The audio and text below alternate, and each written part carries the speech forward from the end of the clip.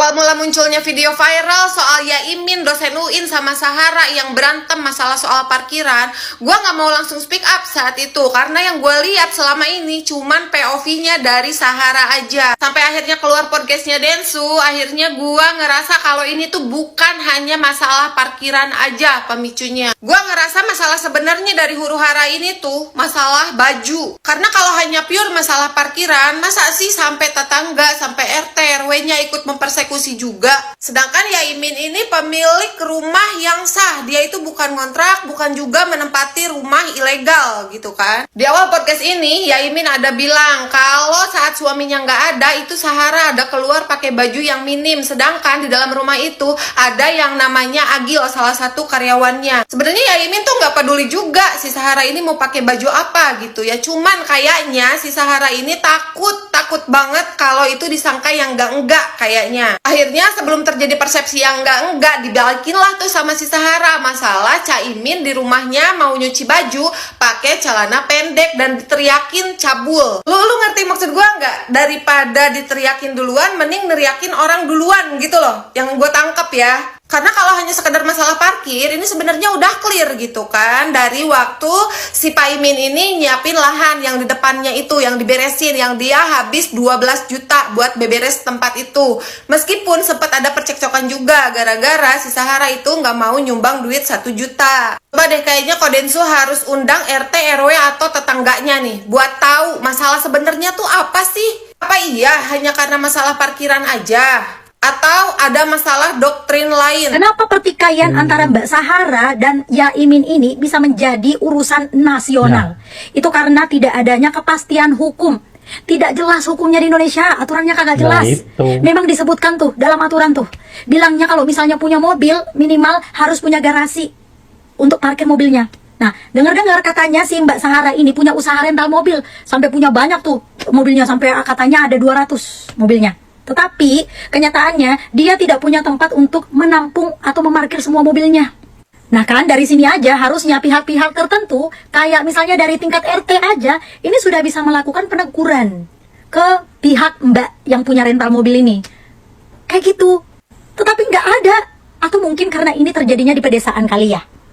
Karena kalau di kota nih, apalagi di Taiwan nih, model kayak Mbak Sahara itu udah didenda mungkin sampai jutaan-jutaan NTD, ratus-ratusan juta udah melayang tuh kayaknya Mbak. Terus yang kedua, memvideokan orang, apalagi memviralkan orang dengan narasi-narasi yang negatif tanpa seizin objeknya yang ada di video, itu juga merupakan pelanggaran hukum.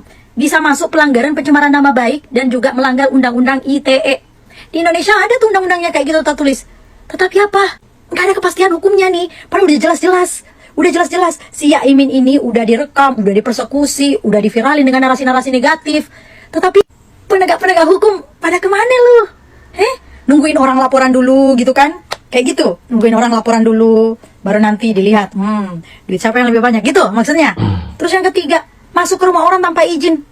Itu juga merupakan satu pelanggaran, ada juga aturannya di Indonesia.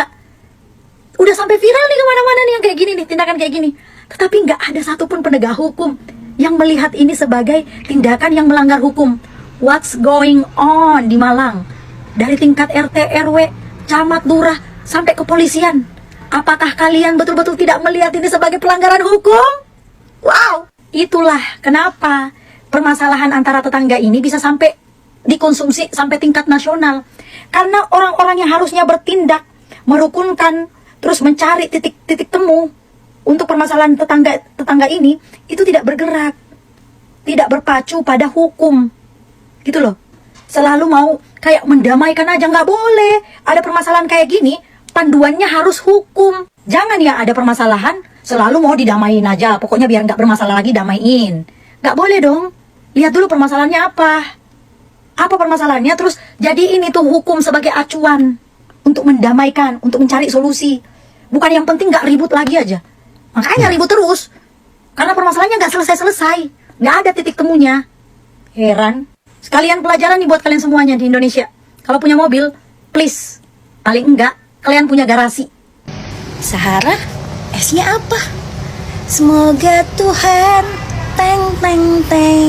cepat panggil kamu, serta tercapai semua doa-doanya netizen. Mudah-mudahan teng teng teng pakai baju orange ngendap selama-lamanya. Ada perempuan yang ngaku temennya Sahara, dia itu bilang kita harus objektif dalam kasus ini dan harus menggunakan data.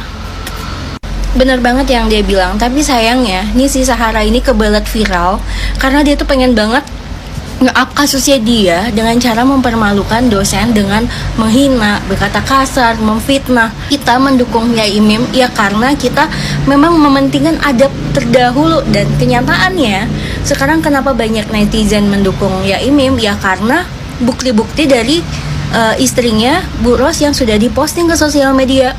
Sekarang untuk netizen tenang aja dulu, kita tunggu hasil dari podcastnya Sahara biar kita bisa mengcompare nih antara Yaim dan dia. Berkonflik itu biasa, bermusuhan itu biasa. Tapi satu hal, jangan mengajak orang lain ikut membencinya. Kita yang bermasalah, ya kita aja yang bermusuhan. Orang lain tidak perlu ikut membencinya.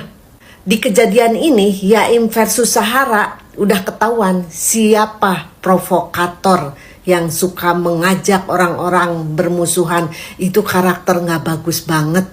Kita jangan ikut terprovokasi untuk membenci salah satunya dari awal.